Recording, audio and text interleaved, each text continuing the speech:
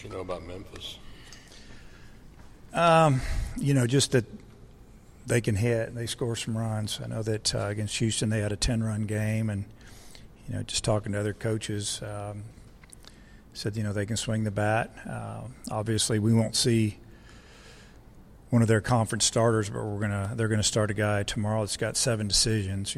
So he's pitched a lot. Big 6'6" right-hander. They got a lot of left-handed pitchers, and I've stole about 40 bases. Just the usual stuff. But they're, from what I've been told, they're better than they were last year. So that's about it. What do you think about Bonfield getting SEC cleared up? Well, I'm glad I was just told, because I didn't even know till a few minutes ago. So, good for him. I mean, he has been consistent. He's got a couple hits a game. Seems like for the last 4 or 5 games, driven in some runs, and got a couple of really big hits for us. Obviously, that home run was big in Game 2 over the weekend and gave us the lead, which we almost gave up. But, we need him to stay hot like that for us to have success in this league. We've got Spanberger hitting in front of him. One reason I put him in the 2-hole was for Luke to protect him a little bit, where they'd have to pitch to him a little bit. And they started pitching around a little bit, and they got Luke. And Luke started taking control of that by getting his hits and driving in runs. And, it's been big for our lineup. What's the key to being patient with guys at the plate and allowing them to kind of get through some of the struggles like Cole and Spanberger and Bonfield?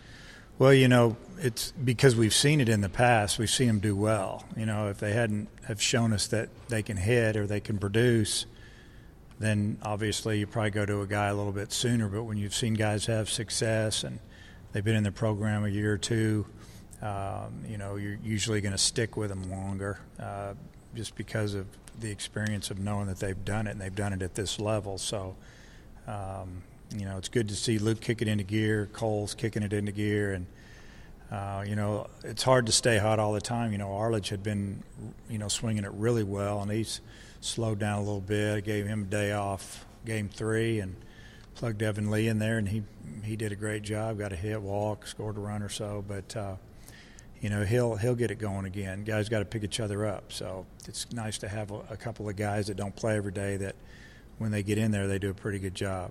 Kept in the same defensively, like sticking with Shaddy at second and third. Yeah, I'm not going to move anybody around. Shaddy's a hitter more than he is a defender, so we're just going to stick with that. I don't really have anybody to take his place that can even carry his bat to the batter's box, so I'm going to stay with him, and he deserves it. He's been good. He just had a couple of bad decisions, in my opinion, where he made a couple throws that a couple double play balls when there was no chance to turn double plays, and they both went wide. Other than that, he's going to make an error too, but he's still earning the position, and we're winning, and he's by far the best option offensively. You're starting Baird tomorrow?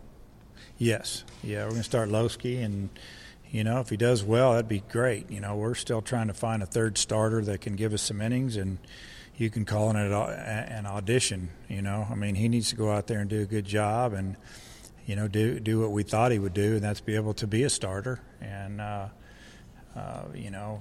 it's time for him to take that jump, and it would be nice if he'd show us that he could do it tomorrow. So if I'm sure he's on some kind of pitch count, but you might stretch him out a little bit. I don't have him on any pitch count. We'll just go by how it goes. If he does great and just keeps rolling, we'll let him roll till till obviously he gets to, you can tell he's tired. I mean, I'm not going to let him go over 100 pitches, I would say, but we don't have him on a 40, 50, 30 pitch count. It's just go pitch, see if you can pitch. The next time that if you do well and you stay in there a while, next time you're going to pitch would be on Sunday anyway. So just see what happens. If it doesn't go good, we'll get him quick. Wednesday would be more piecemeal. Yeah, and we're not sure how we're going to do that yet, but you could see 7 or 8 pitchers in that game on Wednesday because unless it's a guy that we don't plan on using it all out of the pen on the weekend, then we might let that person go a little bit longer. But right now we're kind of like Memphis. We're going to just TBA that game and get to that game when Wednesday gets here. This weekend series, would that be called the unlikely showdown based on preseason predictions and stuff? I think that it's just going to be a great series, but we can talk about that when we're done with Memphis. Luke said you kind of got on him. I think it was around the Louisiana Tech series. What was your message to him there? Well, I just felt like Luke was being a little passive at the plate, and we know how good a hitter he is. We see him hit every day. We know how good of an eye he has at the plate. Doesn't swing at a lot of bad pitches, but sometimes, you have to look for a certain pitch in certain situations with running scoring position. Example of off-speed pitch. And even though it's not right down the middle, if you guess right, you should be able to hammer it. And we wanted him to start doing that a little bit. And, just got on him. I don't know if I really got on him, but just told him, hey, you're hitting in the 3-hole. There's a reason. This is your third year here. You're a feared hitter. Go out there and take some chances every now and then, attack something. And, it's a little out of his style because he's such a patient hitter, but he's a middle-of-the-order hitter, and we'd really like to see him go out there and swing the bat. Probably start Gosser Wednesday? Gosser, yeah, probably. There's a possibility of that. I might mix it up, just break up tomorrow's game and Wednesday's game. We'll see how it goes. How big a deal do you think it is for him to go down there and play? Well, it's his senior year. I'm sure obviously he'd like to do well in his home city and in front of probably a lot of family and friends. So, I'm sure it's big for him. There's some other kids from that area too that, you want to play them all. Sometimes, we can. We're fortunate enough to get them all in there. Some guys are already starters or, plan on playing them anyway. But bottom line, we need to try to do well in the game and win the game. It'd be nice if those kids had a good game in front of their people, I guess. Where do you think you guys are at as a team right now? You lead the league in wins in the conference and out of conference at the halfway point. Just how good do you feel about where you guys are? Well, I think we're in a good place.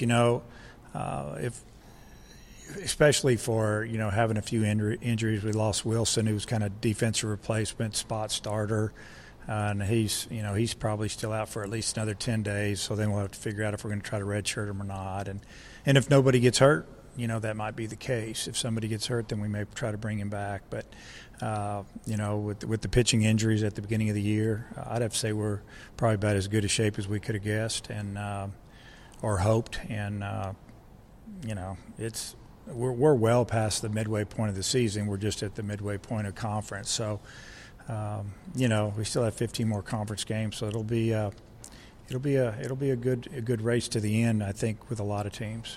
Can you talk about putting Chad in the 2-hole to help him out? It's obviously worked. Has it worked even better than you could have hoped? Yeah, I mean, we'd actually talked about before the season even started at hitting him there, or even maybe hitting Bonfield in the 2-hole. And if you look at the way some of the teams at the higher levels, the big league level, they're putting some of their power guys more in the top of the order instead of just hitting 3, 4, and 5. They're moving them to, in some cases, 2-hole and 1-hole. So, and then putting another hitter or two behind him, so they feel like they'll get another at bat possibly later in the game, or be protected by another good hitter. And in our case, we just felt like, we were thinking about Luke there, and then, Spanberger ended up being the guy. How critical has it been for Chad to figure out he can go the other way with power?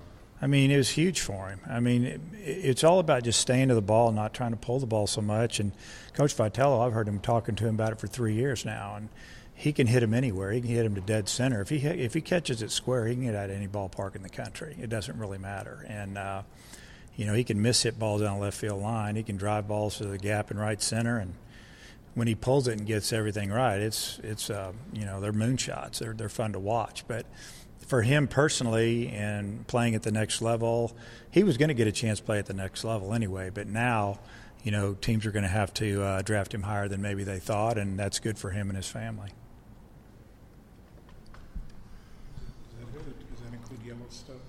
You got to hit a long way to hit it out of Yellowstone. So. You said Eddie Park. That's what they always say. Yeah, I know. Including Yellowstone. I didn't want to use that line today, Bob. You could say Jellystone. That's from Yogi Berra. Yeah, well, My childhood. our kids don't even know who Yogi Berra is.